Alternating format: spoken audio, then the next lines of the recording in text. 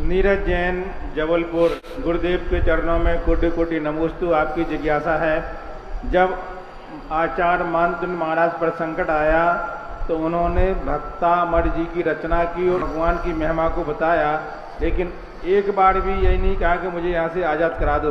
तो आपकी जिज्ञासा है कि प्रतिकूल समय में अनुकूलता का भाव करके धर्म करना में जीवन में ऐसा घटित होता है, और किस किस जगह हमें प्रतिकूलता में अनुकूलता का भाव रखना चाहिए? मैंने कहा ना, बड़े आदमियों से अपने काम मत कराओ, बड़े आदमियों को सूचना दो। मैंने परसों क्या सूचना दो, मैं इस संकट में हूं, और ये भी कहो कौन सा संकट है। आपके नाम लेने से तो बड़े बड़े संकट टल गए, ये मत कहना मेरा भी टल जाए।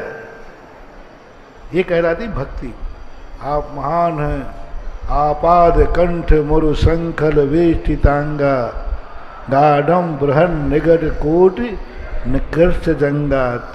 रांगे तो नाम मंत्र मनुष्य सद्या भवंती, हाँ, विगत बंद भया भवंती, सद्या विगत बंद भया भवंती। हे भगवान, आपकी महिमा, ऐसी बड़ी बड़ी बेड़ियां डाल दी, बहुत बड़ी बड़ी। आपाद कंठ मरु संकट वेष्टितांगा, यहाँ गले में, सीने पे, कमर में, पैरों पे, और वो बेड़ियां कैसी हैं, जिससे चलने पर वे नुकीली है, जिससे पैरों की चलने से जंघाएं छिल गई हैं। ऐसी बेड़ियां भी जिस दिन आपका कोई नाम ले लेता है तो वे सद्या विगत बंद भया भवंती। अब ये मत कहना भगवान मेरी तोड़ दो, ये मत कहना। ये है भक्ति। आपके नाम में इतनी ताकत है कि ये बेड़ियां तो क्या काम है, ऐसी ऐसी बेड़ियां भी टूट जाती हैं। बस इतना ही कहना काफी है। इतना कहोगे तो ये आपने अपनी बेड़ी तोड़ने का कहा है कि भगवान की महिमा बताइए। महिमा बताइए कि आपके नाम में ऐसी ताकत है कि बड़ी बड़ी बेड़ियां क्षण मात्र में कट जाती है। कोई कहे तुम अपनी बेड़ी कटवाना चाहते, नहीं नहीं, मैं तो भगवान के नाम की महिमा गा रहा हूं कि आपके नाम में ये है, बस यही चुप हो जाना। आगे महाराज जी भगवान अब मेरा नहीं, ये गलत हो गया। एक भक्ति ये है। दूसरा, यदि इतने में तुम्हारा मन संतुष्ट नहीं हो रहा हो, इतने में तुम्हारा मन कह रहा हो कि नहीं, इतने मात्र से तो मेरी बेड़ियां नहीं टूटेंगी, पता नहीं भगवान ध्यान दे रहे हैं कि नहीं दे रहे, तो सूचना दे दो। सूचना देने का अर्थ है, भगवान मैं इस संकट में हूं, मेरी ये परेशानी है, मुझे ये सहन नहीं हो रहा है।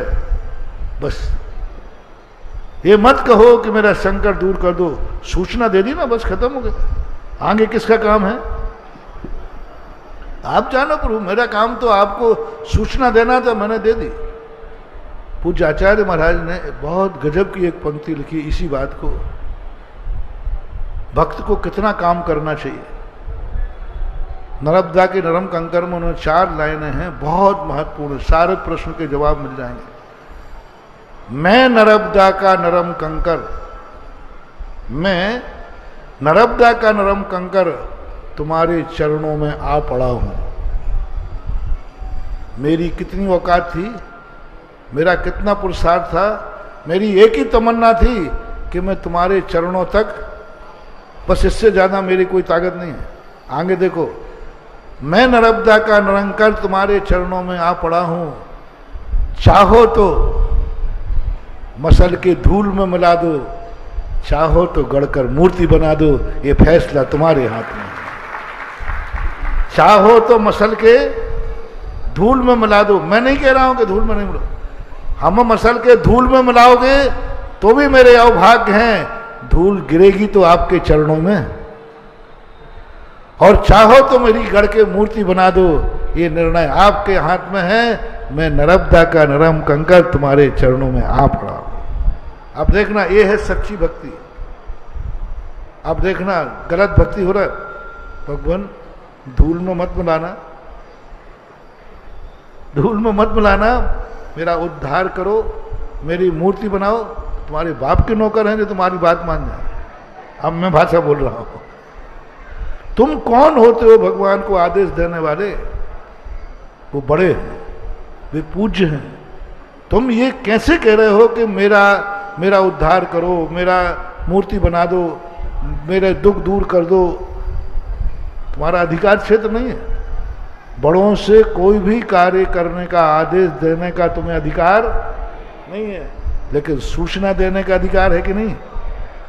अपनी सूचना दो और भगवान की महिमा को इस ढंग से आप व्यक्त करो कि उसमें तुम्हारी महिमा, तुम्हारी व्यथा भी आ जाए।